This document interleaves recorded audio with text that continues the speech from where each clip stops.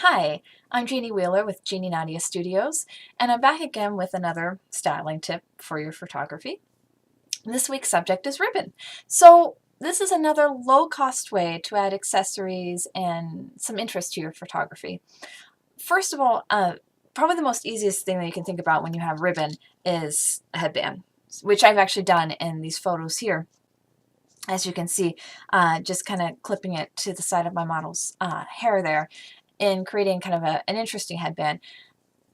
Again, you can do this with a multitude of ribbons. I tend to, as you can see in these here, these are a lace ribbon.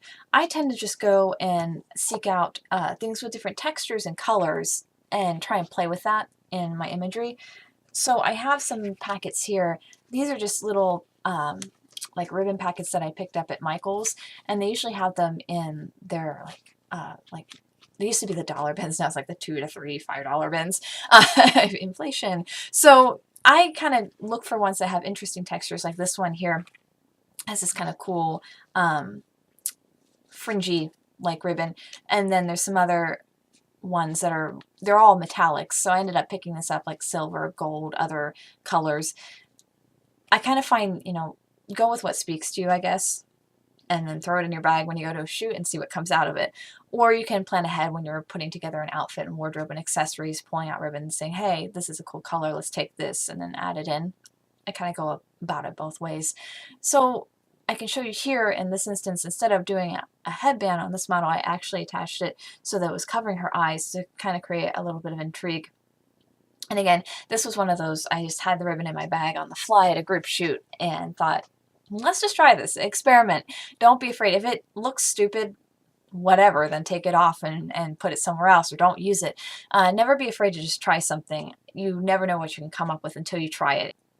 So other than, covering eyes, making headband, you can also add it to the hair as I did here. And again, that's that kind of fringy like ribbon. And it's really lightweight, so it worked out well adding it to hair. You can also braid it into hair, which I don't have an example photos here, but that's just another thing if you're working with a hairstylist to see about, hey, can you add this in somewhere? Kind of pull from their creativity too. Also, you can kind of go all out and wrap it around your model's entire head, which is what I did here. And again, you can see I really love that lace ribbon. These are from, I believe, 2014, these particular photos, and then there were two from 2015. This year I promised myself that I'll back off the lace ribbon and try some different things because I don't want to have it be in everything that I do. But I really do love that particular pattern and just the way it works out. You can also go beyond just the head, but use it with the body. And what I have here is some rhinestone ribbon. And I had this in my bag at a group shoot, and then this was the result from it. We kind of wrapped it around. There's another stylist there too. And again, because there were multiple people there, the idea came about of wrapping it around my model's arms here. And so, again, if you find something with interesting colors and textures, just throw it in your bag and pull it out, see what comes out with it. Or if you're, like I do for many of my goddesses shoots, I lay everything out ahead of time. So I'll actually pull out my boxes of ribbons and go through and be like, okay, what colors match, what textures will look interesting, and I kind of throw those in a Ziploc baggie and take them with me when I go to the shoot. Sometimes I don't use them at all, and then sometimes I do, and I really like what results from it. So in summary, and check out the dollar bins and craft stores, clearance aisles. That's where you find some of the most unique things, because the textures aren't what most people want for quilting, or maybe for making clothing.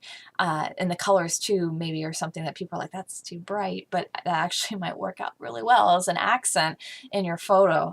Also, you can recycle too. Someone sends you a bouquet of flowers or presents with ribbons attached. Take those off, reuse them. A lot of times you can find unique things that way too. So I hope this inspires you to go out and create some new and interesting things with your own work. Again, thanks for watching and happy creating.